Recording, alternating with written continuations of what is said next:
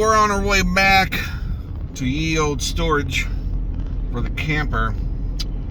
The top three things I like best about the camper are, quite frankly, its size. It's easy to handle. I'm by myself right now, and I'm able to, hook up and take off by myself with it. Parking it is a little hard by myself. I can do it, but it's a lot easier with a spotter, that's for sure. The second thing I like most, quite frankly, is that I can go anywhere with it.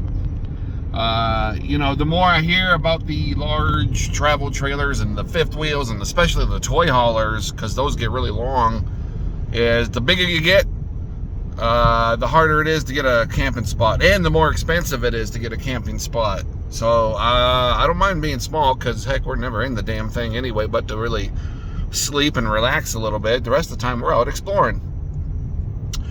The third favorite thing I like about my camper, this is gonna sound, I don't know, a little shallow maybe, but it was the price.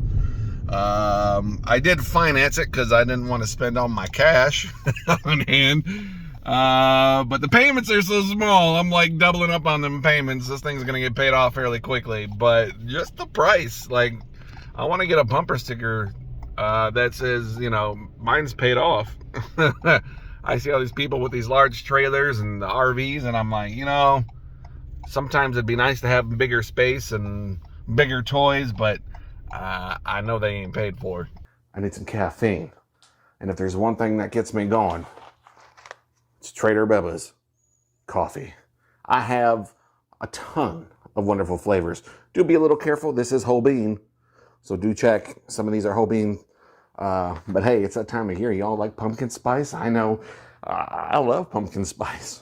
Well, I have it. I have the spice. Trader Bubba's coffee. The best part of waking up? Bubba in your cup. Hey y'all, it's Trader Bubba. Don't forget to check out our website and our awesome merch at TraderBubba.com. All sales, all proceeds go to charity. None of it goes to me. None of it goes to the YouTube channel. It's all for a good cause. So if you like what you see here on my cousin Emmy, do me a favor, TraderBubba.com. I have a ton of great stuff, clocks, shirts, pillows, just a ton of great stuff. So check out the website, please. You'd be doing me a huge favor. Help me raise money for a good cause. Appreciate you.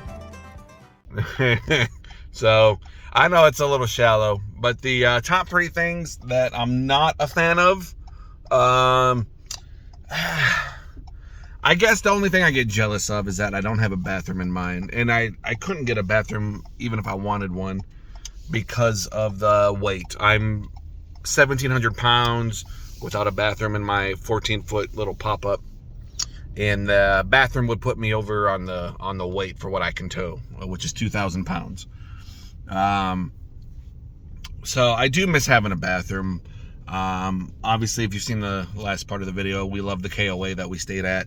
Their bathrooms were pristine, never a problem. They're cleaned throughout the day.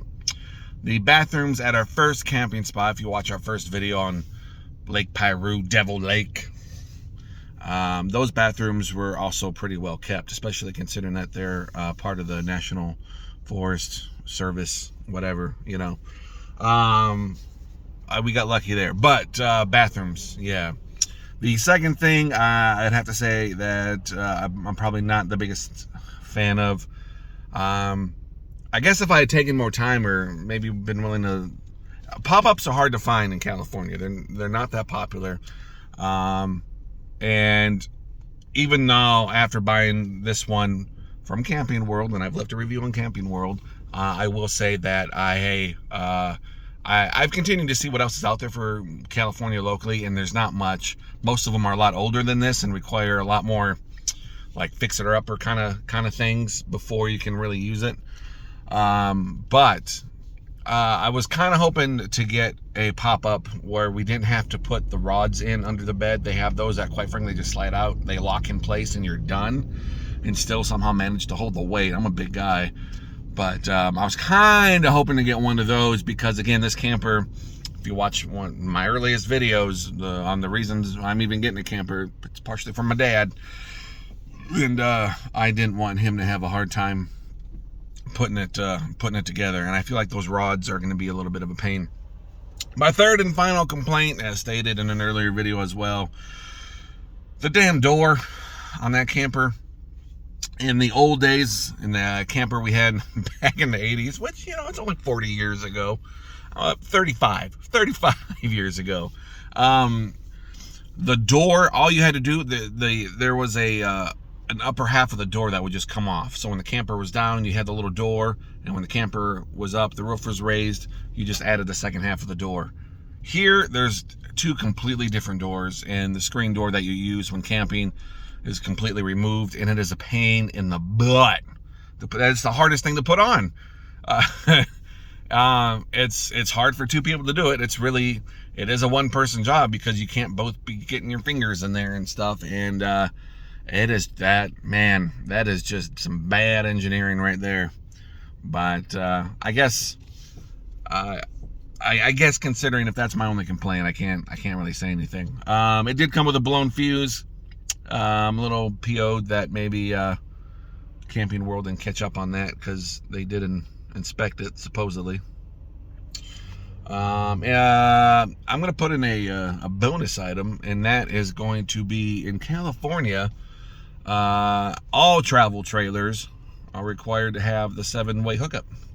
And your cars from the dealer, if you're getting the tow package, aren't necessarily coming with that 7-way hookup. They're coming with the, was it 4? I think it's 4, right?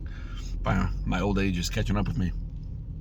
So that was a little annoying because that took an entire day for Camping World to figure out how to change my hookups here in this brand new Bronco Sport that they had never seen before, apparently.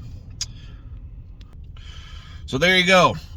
Top 3 things I love, top 3 things I would probably change on my Viking CSW 10 14-foot monster pop-up tin camper.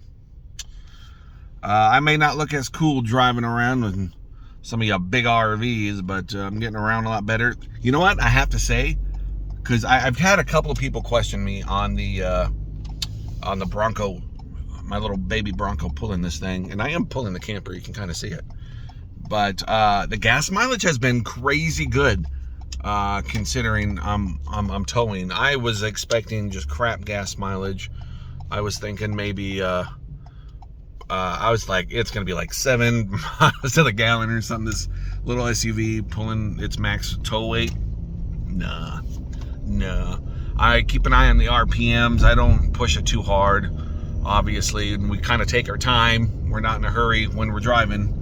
Which I think does help, but the gas mileage has been surprisingly good. So anyway, if you have anything, like if you have a Bronco Sport or anything close to a Bronco Sport in the 2,000 pound ish tow capacity, I know most cars this size actually have I think it's 2,200, but because they have a little bigger engine, but I'm telling you, don't worry about it. You're gonna do just fine. It tows just fine. No problems. All right, guys, I'm Trader Bubba.